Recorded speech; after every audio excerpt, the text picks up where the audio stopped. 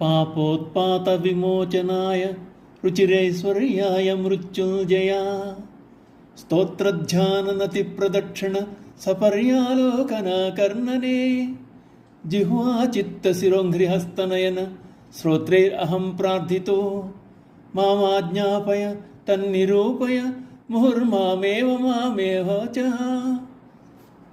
మృత్యుంజయ, పాపమనే ఉత్పాతమును పోగొట్టుకొనుట కొరకు నిన్ను స్తుతించమని నాలుక, ధ్యానించమని మనస్సు, నమస్కరించమని శిరస్సు, ప్రదక్షిణ చేయమని పాదములు, పూజింపమని చేతులు, నిన్ను వీక్షించమని కన్నులు, నీ కథలు వినమని చెవులు నన్ను కోరుతున్నవి.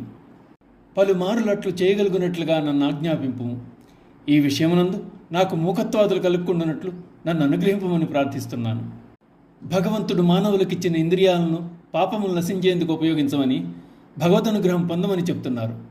కమలాక్ష నర్చించు కరములు కరములు, శ్రీనాథు వర్ణించు జిహ్వ జిహ్వ అంటూ దేహానికి అమర్చబడిన ఈ ఉపకరణములతో ప్రయోజనమేమిటో, భగవదర్చనలో అవి ఎలా తరించవచ్చో చెప్పాడు ప్రహ్లాదుడు. అందుచేత చేయవలసిన కార్యాలను చేస్తూ దృష్టిని చెడు విషయములపై కాక భగవంతునిపై మరలించాలి. పుణ్యకార్యములను ఆచరించకుండా పుణ్యం రావాలని ఆశించడం, పాపాలు చేస్తూ పాప ఫలితం అంటకూడదనుకోవడం మానవ నైజం. పాపపుణ్యముల విషయంలో అవగాహన అవసరం. పాపకర్మలను ఆచరించడం వల్లనే పాపం వస్తుందని అనుకోలేము. ధర్మాన్ని అనుసరించకపోవడం వల్ల కూడా పాపం సంక్రమించగలదని వ్యాఖ్యానిస్తున్నారు పెద్దలు.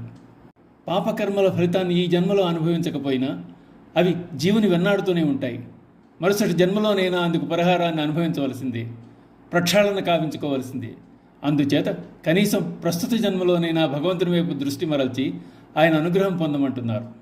భగవంతునికి చేయవలసిన ఉపచారములను కొనసాగించుటకై మూకత్వం, బధిరత్వం, అంధత్వం మొదలైనవి అడ్డు రాకుండా కాపాడుకోమని కోరుతూ, మృత్యుంజయ, శివ, ధ్యాన స్తోత్ర నతి ప్రదక్షిణలు గావించమని, పూజలు సల్పమని, నీ వైభవం ఆకర్ణించమని, ఆలోకించమని నా చిత్తము, జిహ్వ, శిరము, పాదములు, కేలు, వీనులు, కన్నులు దీనంగా నన్ను వేడుకుంటున్నాయి.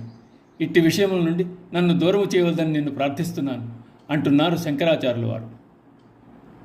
ఓం నమః శివాయ.